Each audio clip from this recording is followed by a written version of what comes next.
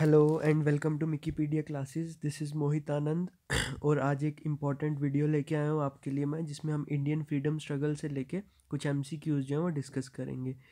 दोनों आने वाली पोस्ट के लिए जो फाइनेंस की हैं, that is account assistant as well as sub inspector and inspector, दोनों के लिए जो है वो रेलेवेंट रहेगा और आई होप आपको काफ़ी कुछ सीखने को मिलेगा।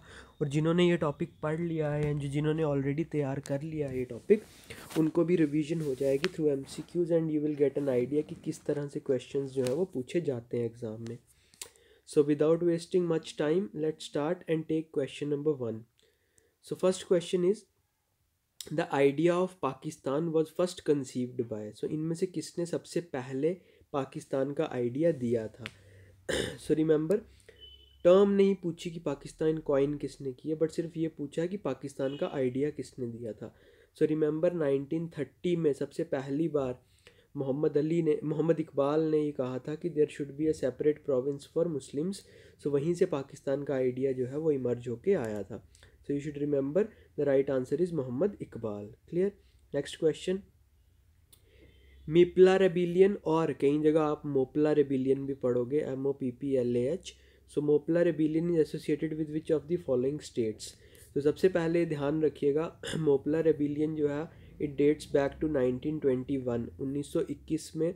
कौन से रीजन में? मालाबार रीजन में। सो अब जब मालाबार आपको पता लग गया, so Malabar you all know, Kerala के कोस्ट को मालाबार बोला जाता है। So the right answer is Kerala. And one more thing, one more fact which I would like to share with you is कि मोपला रेबिलियन जो है it is by Muslim tenants, यानी कि जो पीजेंट्स थे वो कौन थे? मुस्लिम्स थे, अगेंस्ट हिंदू लैंडलॉर्ड्स। सो हिंदू लैंडलॉर्ड्स के अगेंस्ट मुस्लिम टीनेंट्स ने ये मूवमेंट जो है चलाई थी 1921 में। सो ये ध्यान रखिएगा।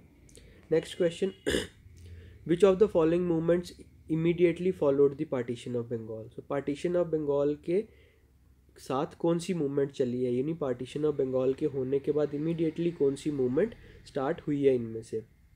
सो remember the right answer is स्वदेशी movement.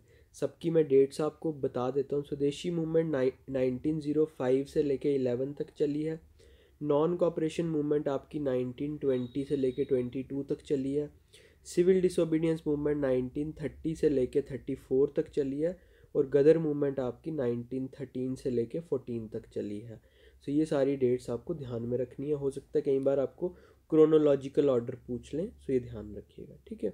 Next question, who was the first Indian native ruler to accept the system of subsidiary alliance? देखिए, लॉर्ड वेलिस्ले जो है वो लेके आए थे स्टार्टिंग 1800s में सब्सिडरी अलायंस का कॉन्सेप्ट, जिसमें क्या था कि एक जो नेटिव रूलर है वो खुद की आर्मी नहीं रख सकता, उसको प्रोटेक्शन प्रोवाइड करवाएगी ईस्ट इंडिया कंपनी की आर्मी कुछ पैसे के बदले में, यानी रूलर को कुछ पैसा देना पड़ेगा ईस्ट इंडिया कंपनी को।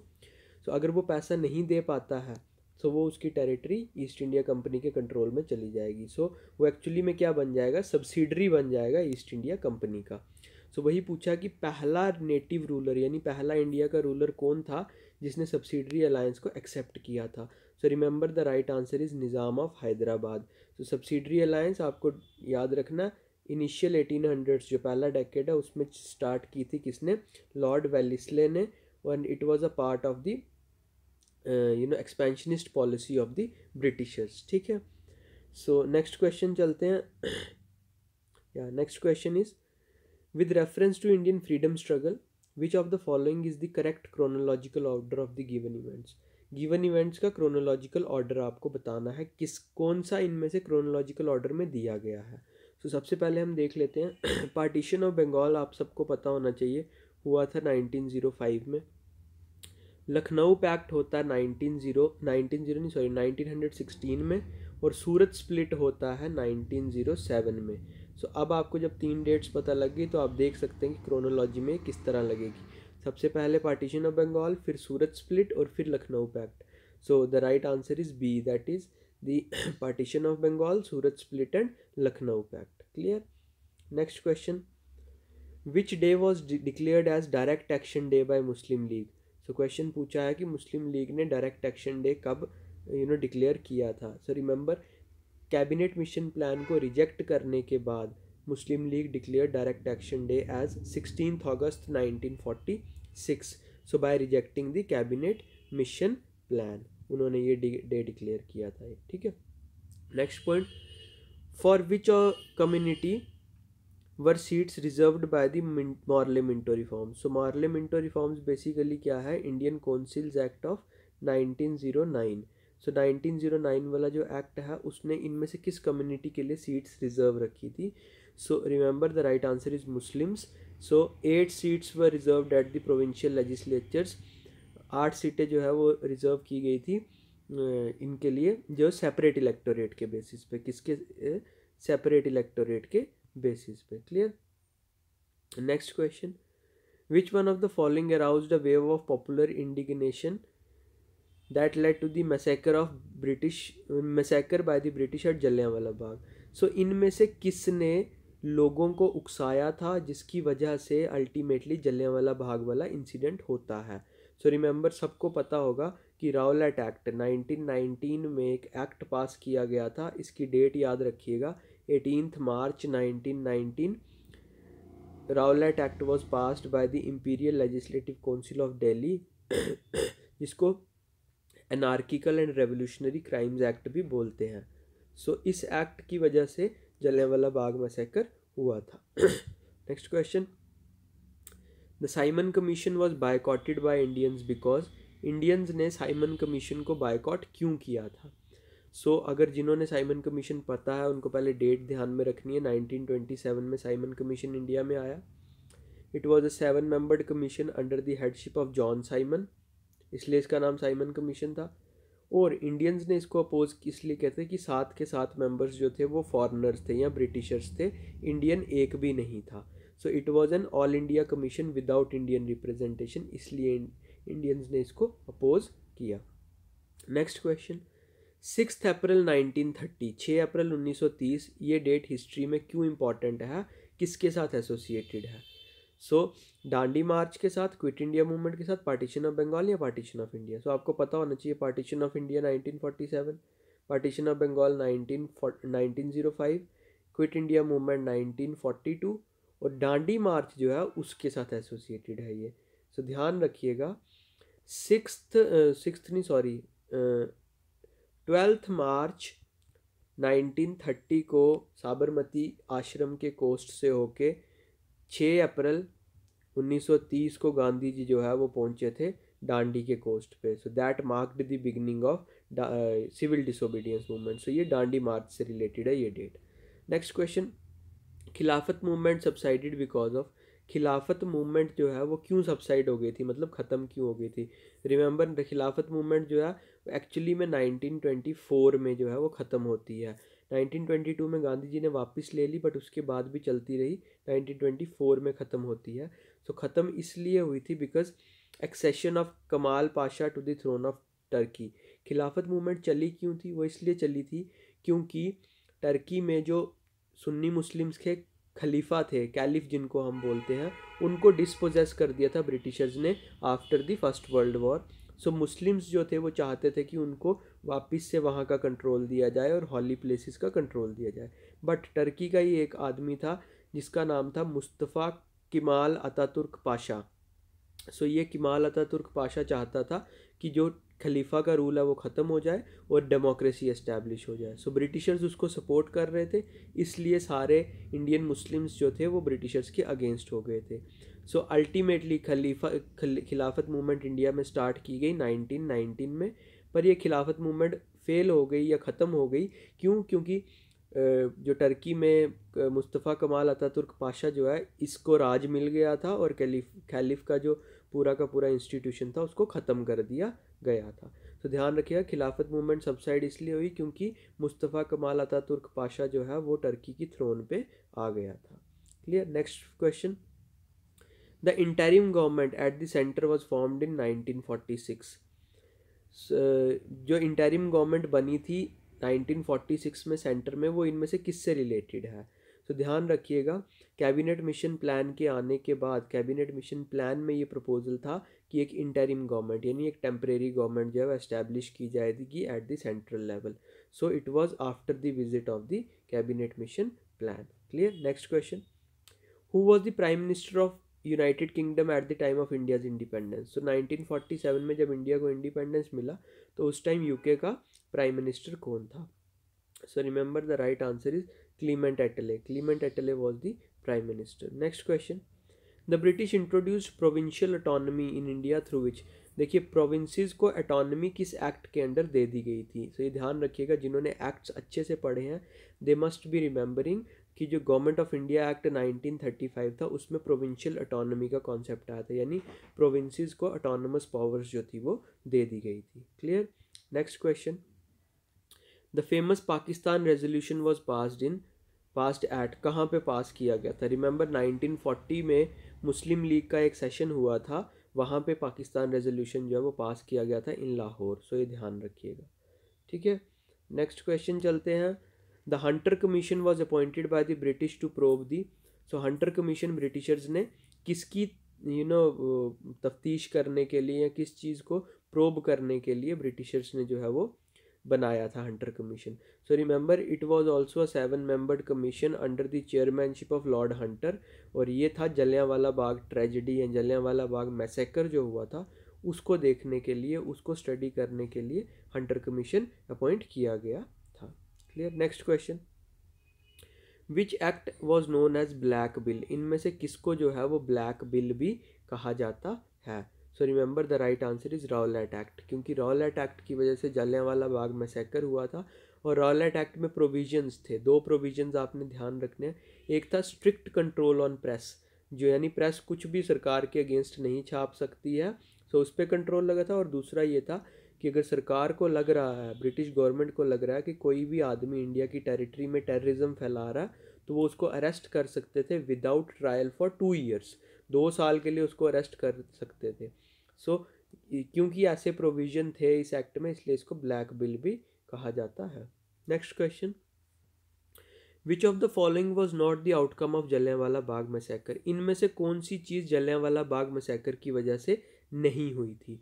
पहला पूछा गया है renunciation of British titles and positions by many Indians. ये हुआ था क्योंकि गांधी जी ने अपना केसरी हिंद गोल्ड मेडल वापस कर दिया था, और जो आपके रविंद्रनाथ टैगोर थे उन्होंने नाइटहुड का टाइटल वापस कर दिया था। Change in Gandhi ji attitude towards the British government, ये भी नहीं हुआ था, ये भी हुआ था सॉरी। गांधी जी का एटीट्यूड ब्रिटिश गवर्नमेंट के लिए थोड़ा चेंज हो गया था। दे सेड कि नहीं, ब्रिटिश गवर्नमेंट जो है ये हमारे अच्छे के लिए नहीं है, they are just to deceive us, ठीक है। टेम्परेरी पीस इन पंजाब, ये नहीं हुआ था, ध्यान रखिएगा। उल्टा पंजाब में और ज़्यादा रेवोल्यूशनरी एक्टिविटीज़ जो है वो स्टार्ट हो गई थी, पीस तो कहीं भी नहीं हुआ था पंजाब में। So suspension of general Dyer from services ये हुआ था क्योंकि जनरल डायर को यहाँ से वापस लंदन भेज दिया गया था। सो रिमेंबर नॉट पूछा कि इनमें से कौन सा इसका आउटकम नहीं था, तो that was temporary peace in Punjab, यानी पंजाब में पीस प्रिवेल नहीं हुआ था। Clear.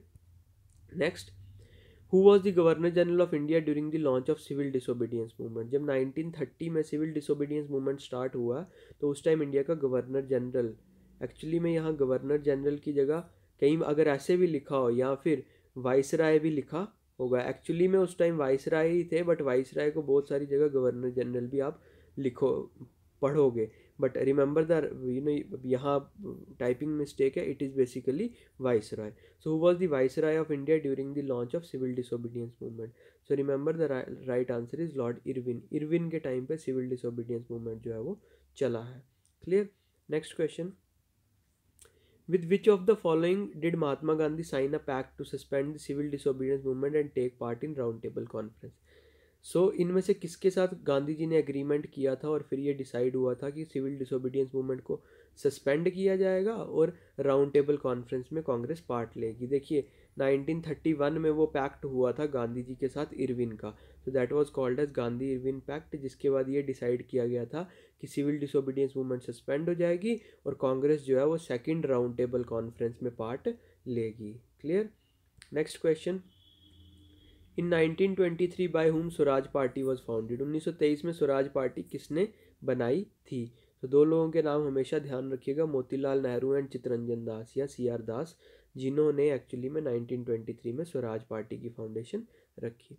Next question, which viceroy is regarded as the catalyst of Indian nationalism. इनमें से किस वाइसराय को ऐसा माना जाता है कि उसने इंडियन नेशनलिज्म को बढ़ाया, मतलब उसकी वजह से इंडियन नेशनलिज्म जो है वो बढ़ा है? तो remember the right answer is Curzon. Curzon ने जब 1905 में पार्टीशन किया बंगाल का, उसके बाद नेशनलिस्ट एक्टिविटी कंट्री में काफ़ी ज़्यादा बढ़ गई। Next question, Gopal Krishna Gokhale founded, इनमें से किसकी फाउंडेशन गोपाल कृष्ण गोखले ने रखी थी? Remember the servants of India society की फाउंडेशन रखी थी 1905 में गोपाल कृष्ण गोखले ने। Clear. Next question, which one of the following places did Kunwar Singh a prominent leader of revolt of 1857 belong? So 1857 के रिवॉल्ट में इनमें से कौन सी जगह में कुंवर सिंह जो थे वो मेन लीडर थे? सो जिन्होंने ये चीज़ पढ़ी है उनको पता होगा कि बिहार में Kunwar Singh was the leader during the revolt of 1857। ठीक है। Next question, which among the following was not associated with home rule league movement? So पूछा है कि इनमें से कौन जो है वो होम रूल लीग मूवमेंट के साथ एसोसिएटेड नहीं थे। Your options are C R Das, Annie Besant, Bal Gangadhar Tilak और S Subramania Iyer. So remember, Annie Besant ने अपनी होम रूल लीग मूवमेंट चलाई है, बाल गंगाधर तिलक ने अपनी चलाई है, Subramaniam Iyer was associated with the home rule league movement of Annie Besant. C R Das जो थे ये नहीं थे associated home rule league movement के साथ। So right answer is C R Das. Clear. Next question, who chaired the Indian education commission of 1882? So 1882 में एक education commission बनाया गया था, उसका चेयरमैन कौन था? रिमेंबर, उस कमीशन को भी हंटर कमीशन बोला जाता है, and the right answer is William Wilson Hunter, WW Hunter. Clear. और ये बनाया किसके टाइम गया था ये भी ध्यान रखना, लॉर्ड रिपन के टाइम पे ये कमीशन बनाया गया था। Next question, Vande Mataram the national song of India was a part of? Vande Mataram इनमें किस किताब के बीच में लिखा हुआ है? आप सबको पता होना चाहिए, वंदे मातरम लिखा बंकिम चंद्र चटर्जी ने, उनकी एक किताब है जिस किताब का नाम है आनंद मठ। आनंद मठ में लिखा था, और पहली बार इसको गाया गया 1896 में कैलकटा सेशन में, और गाया किसने? रविंद्रनाथ टैगोर ने गाया था। सो ये चीज़ ध्यान में रखिएगा। ठीक है। Next question, the famous Lucknow pact was signed between INC and Muslim league? So Indian national congress और मुस्लिम लीग ने एक पैक्ट साइन किया था, लखनऊ पैक्ट। वही पूछा कि किस साल में साइन किया था, तो मैंने आपको पहले भी बताया, इट वॉज साइंड इन 1916 में। तिलक ने on the behalf of INC and Jinnah, Mohammad Ali Jinnah on the part of Muslim League, ये पैक्ट जो है वो साइन किया था। Clear. Next question, in which of the following movements Vande Mataram was adopted slogan for the agitation? So इनमें से किस मूवमेंट्स में जो है वो स्लोगन अडॉप्ट किया गया था वंदे मातरम, जिसने मतलब काफ़ी ज़्यादा फेमस हुआ वंदे मातरम जिस मूवमेंट में? So remember the right answer is partition of Bengal 1905। इस मूवमेंट में वंदे मातरम जो है वो काफ़ी फेमस हुआ था। Next question is, the system of indirect election was introduced in India in the year? तो ये बहुत इंपॉर्टेंट क्वेश्चन है, ध्यान रखिएगा। इंडिया में पहली बार इलेक्शन का कॉन्सेप्ट भी इसी साल आया, और वो इलेक्शन कौन से थे? इनडायरेक्ट इलेक्शंस थे।